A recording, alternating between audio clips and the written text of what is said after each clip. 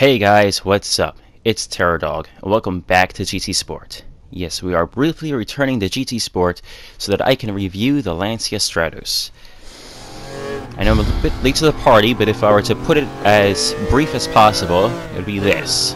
It's a great car, just automatic suspension makes it a little unpredictable. You'll probably see that here. And while there may be some accuracy to that summary, there's a little bit more to it than that. Wobble-matic suspension is simply a product of the time.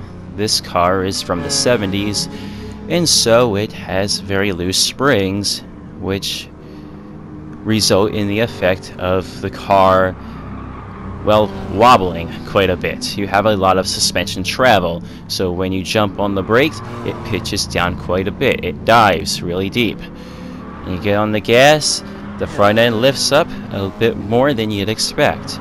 And when cornering, it rolls to the side pretty harshly. But that isn't really the defining characteristic of this car.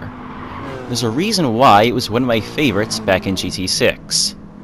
And it's not just the rally prestige that it holds, but the midship layout combined with a short wheelbase that makes this car quite agile and also lends to its slightly unpredictable nature.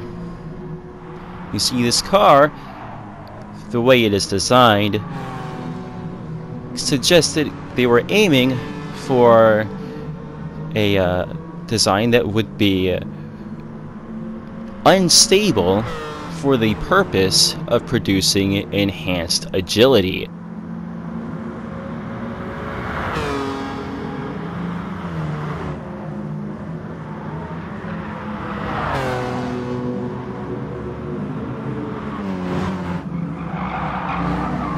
As you can see, I worked pretty hard on putting that advanced agility on display, as the car freely gets a little bit sideways a little earlier than expected.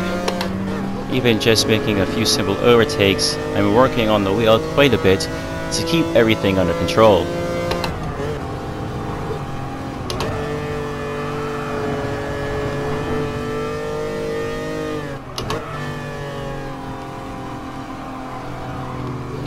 Unfortunately, I'm going to be stuck in traffic for a little bit.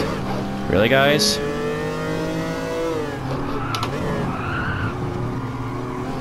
Oh my gosh. Move.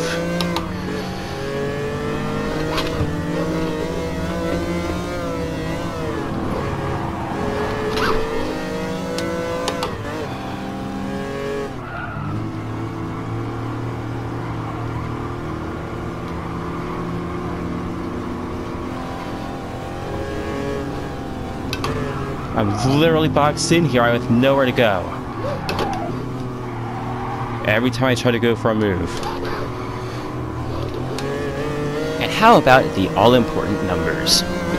2,161 pounds, or 980 kilograms.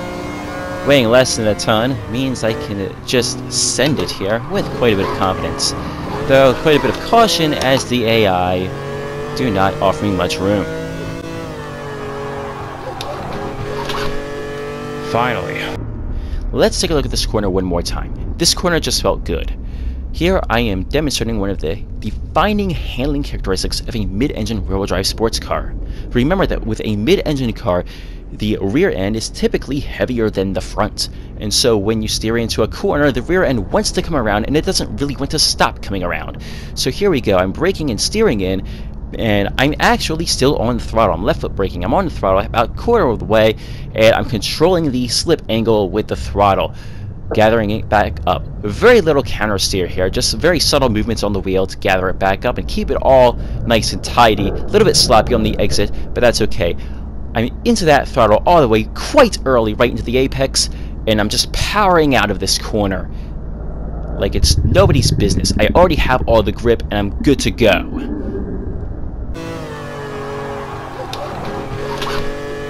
Finally. There we see it once again at full speed.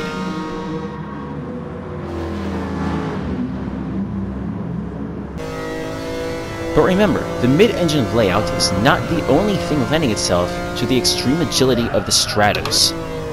As I've mentioned before, it has a very short wheelbase, 85.8 inches to be exact.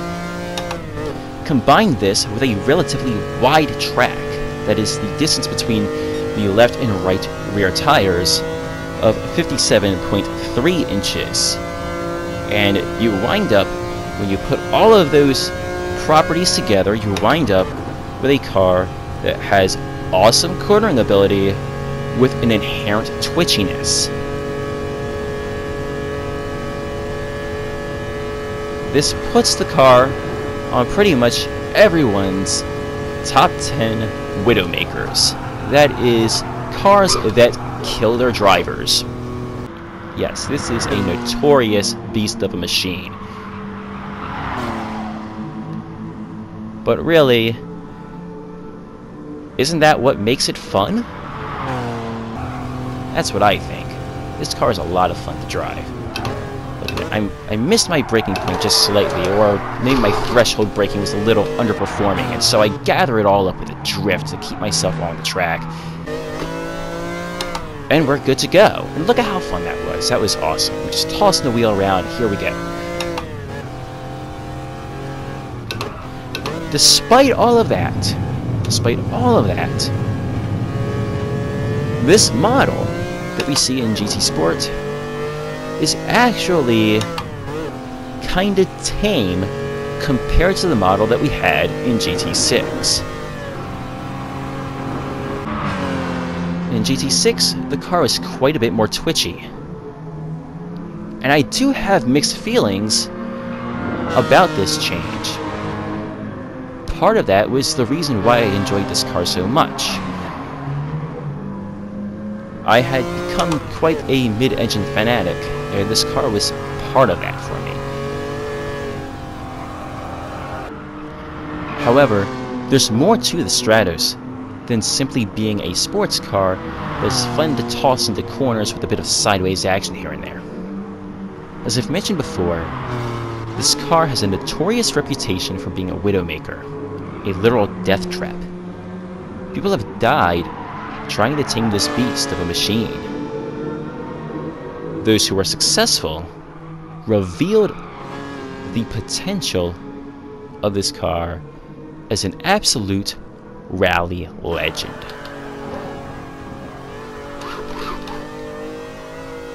It is cars like the Stratos that carry many important lessons to teach us.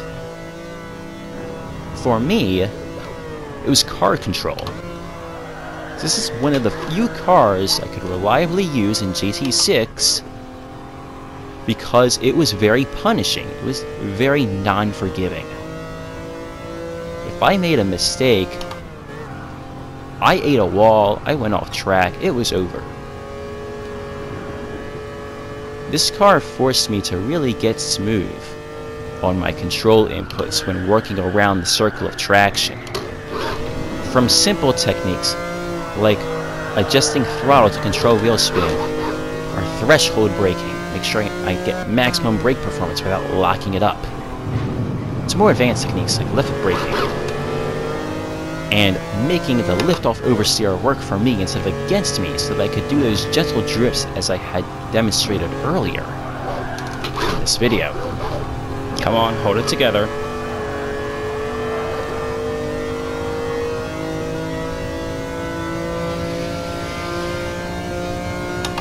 Now all I have to do is not mess up and the race is mine. An N500 class race completed with an N200 completely untuned car. Well, I messed with the brake bias, but that's it.